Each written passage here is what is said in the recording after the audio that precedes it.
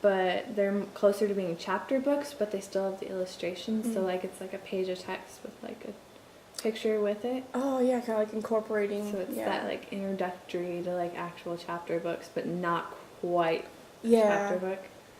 This reminds me of another thing of the graphic novels we'll be talking about later. Sorry, it's making all these connections. And it said when selecting them, it's important to select ones that are of interest to the child. Otherwise, they'll just kind of be bored, and it'll just seem more like vocabulary practice than actually reading something. And then there's picture storybooks, which Tunnel referred to as like the marriage of text and illustrations, which is typically the kind of books that you read like in primary levels, and that like it's that text directly matches what's going on in the story, and like they work together to tell the story, and helps to create that deeper understanding. And they're often the ones that children learn by heart before they actually learn to read. So like they've had them read to them so many times they know the story, and they like kind of pretend to read. Yeah, like that's and then they actually learn how to read. And then there's engineered books and baby board books. And engineered books are like those physically structured books. It's not necessarily about how it's written or whatever. It's more about like being able to like manipulate the pages, like with the tabs and whatnot. Oh, kind of like pop-up books. Yeah, it's so just fun. that tactile experience. Did you ever play with those books as a kid where would have the story and then like a little picture, and you had to go on the side and press the picture button and it made a sound? That's the engineered book, yeah. Oh, those are so cool. And baby board books are just the ones that are made of thick cardboard with that like plastic clear coating, so they're durable. You can chew on them. Yeah. I like how there's a lot of different types of books. I never thought about it. Like a picture book's always been a picture book to me. Right, you kind of clump them all into Like one big category. subcategories. Yeah, and That's that's all of interesting. them. A lot of them, but it's all of them. That's really cool. That's cool. Yeah. Oh man, this makes me want to go to Barnes and Noble and look at all the kids' books. I get in so much trouble when I go to bookstores. Oh, tell me about it. Just like, shut up and take my money. On a different note. Yeah, for something completely different. Yeah, yours is really interesting. Mine is, I had to read the Bremer's comics and graphic novels, which is something that, like, I've never really been interested in comic novels. Like, I think of comic novels as, like, Calvin and Hobbes, like, sweet, because I loved it. I never really thought about having, like, an educational purpose. Oh yeah, I gotta admit, I was actually really excited for this week because I love graphic novels, and like I've been trying to get them into classrooms more when I go to practicums and stuff. Like I actually like brought like a whole stack one time. I was like, hey, do you want to look at these? They're so cool. So I'm sorry, I nerd out because as you can tell, I kind of like comics. just a little bit. But yeah, it was interesting. I was happy that I got this because I'm not usually into this, but mine was basically about the overall history of comics and how they kind of like happened into our world. They originally came from like Egyptian hieroglyphics, which really surprised me, and like Greek pottery. Like, do you remember like seeing those like big like pottery things with like little designs on them? Oh yeah, like it would tell the stories. Of the I myths. was like, I Like didn't you know see it came it from from that. Hercules Yeah. movie. Yeah, like in the intro, right? But the first like publication of an actual comic was in 1730. Oh wow. Called A Rake's Progression. And then as it like started to pick up and people kind of started to see what it was like, closer to 1841 they started like including things into like humor magazines, and they wanted more like political type of comics, which was kind of interesting to read about. But then like closer to the 1920s you get like the comic Tintin, which I was really excited about. And oh my gosh. I liked reading the fact that like the very first comic book that was actually published in America was Superman. Wow. I was like, whoa, which like kind of opened up that door to like superheroes. Yeah, because like when you think of comics, you think, oh, Superman, Batman, Spider-Man, kind of stuff like that. Yeah, so I was like, okay, like I know Superman. That was like 1930s, so it's like kind of coming into the world. And so they started, and then it kind of like took a turn. Comics started being more about like negative things. Like the example they gave was like juvenile delinquents, and I was like, oh goodness, Like, what? that was a turn from like Superman. Yeah, it's like, So I hey. was a little bit weary about that, but then it also like opened the door to like something called the comics code. It was kind of like a code that like comics needed to be appropriate for young readers. Oh yeah, So because they you took, think of like- like little like young boys Yeah, they're reading. pictures. Yeah, it's like, oh look, a picture book. Oh my God, what's this? Yeah, but Still it going didn't on really today. work.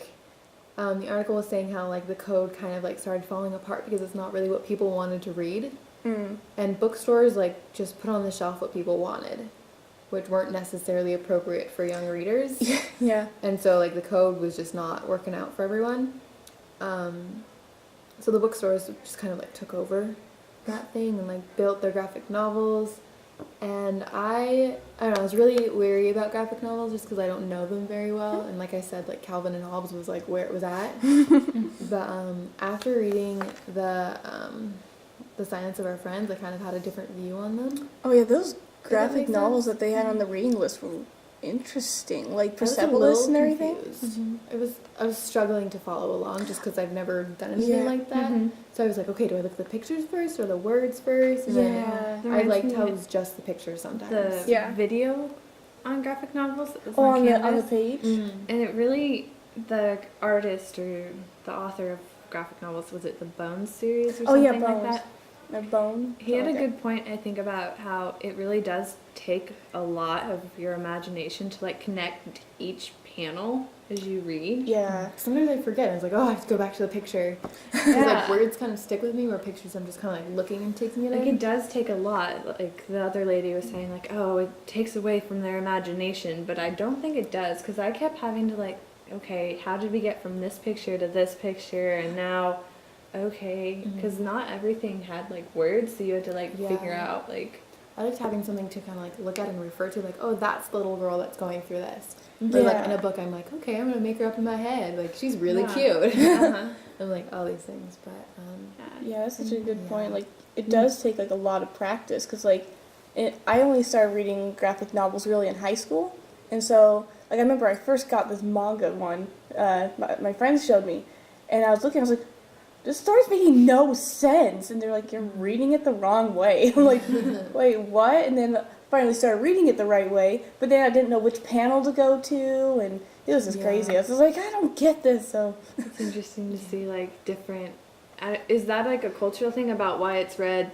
yeah, because in like more Asian languages, they read the opposite way than us. Yeah, which is That's how Hebrew is. interesting to see. Yeah, like, yeah, Hebrew is the opposite way. yeah. We're And just you open the the books the other way. we're just the oddballs.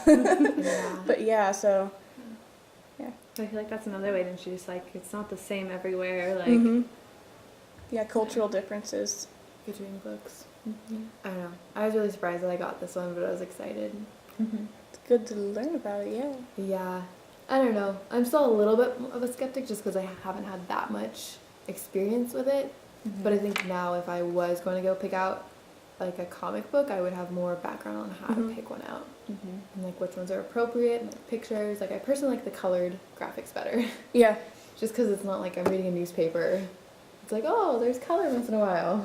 I Yeah. liked that in The Silence of Our Friends, like you could tell when it was a TV broadcast and when it was a just like part of the Yeah. comic because it was lighter if it was the TV broadcast. Yeah, I feel like that's such a powerful storytelling thing, you know, like that kids can start kind of getting that differences in scenes and transitions and then like seeing the importance of this scene versus this scene, you know, like, okay, why did it switch scenes to this light color, you know? So, Yeah, that was my section. very cool. Okay, so, yeah, had part D.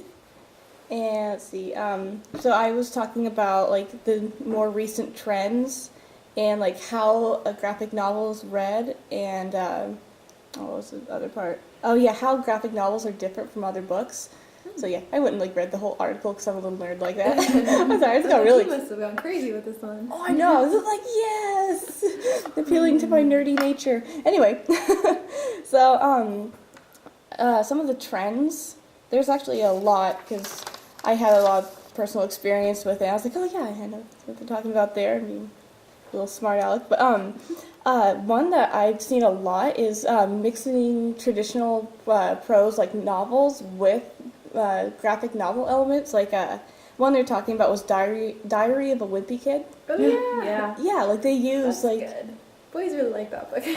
I love those books. My They're sister so loves them. so funny. And then now they have like The movie. the movies, and they made like a series that's more aimed towards girls. And it's really close to the pictures. Yeah, I like how they like incorporated like the cartoon and then it went into like real. I was like, whoa. yeah, and like for Pete's sake, like Diary of a Wimpy Kid even has a float in the Macy's parade now. Really? Yeah. I was like, oh my gosh, this is based off a little kid's book. I love it. I like that book because it's meant for like older, kind of like older teens-ish. Yeah, like middle school seems to be the. Yeah. But they were also talking about it's a book called The Invention of Hugo Cabret. Did you ever see Hugo, the movie? Heard about Yes. it. Yeah, I've also seen the book. it's a really great book. Just like Yeah. the illustrations in it, because I- like it'll have. Oh, I'm sorry, I interrupted. Oh, go ahead. It has like text and everything, but then a good majority of the book is pictures. Yeah. So and That's You really have to interpret what is happening. yeah, and then there's like a lot of the more recent trends are disproving a lot of the misconceptions about graphic novels. Like they're not just for kids. Definitely not just for kids. Like if you've seen Watchmen, that is not a kid's book. Oh my goodness. Yeah, so like and then like a lot of manga that I've seen is can be very violent, so it's not for kids. But then there's also graphic novels that are very for kids, like Diary of a Wimpy Kid, or there's one called I think it's called Amulet. I think that's what it's called. But yeah, I've seen a lot of kids reading that one, and it's all graphic novels. So, and they're not all fictional. Like in the article, they were talking to this girl who she really liked what was called shoujo manga, which is like manga meant for girls. Like think Sailor Moon. Yeah, Sailor Moon, like little magical girls and stuff like that. So that's kind of shoujo manga, romance, fantasy, stuff like that. But then because she really liked the manga style, she went and found this book that was a graphic novel, but it was like a spin-off of Alexander the Great. And so it was like, what if he had actually achieved his goals and put his Persian culture into the world, made this global empire that he wanted. So she was reading this and talking to the author about it, and like she started really being curious about Alexander the Great, and they started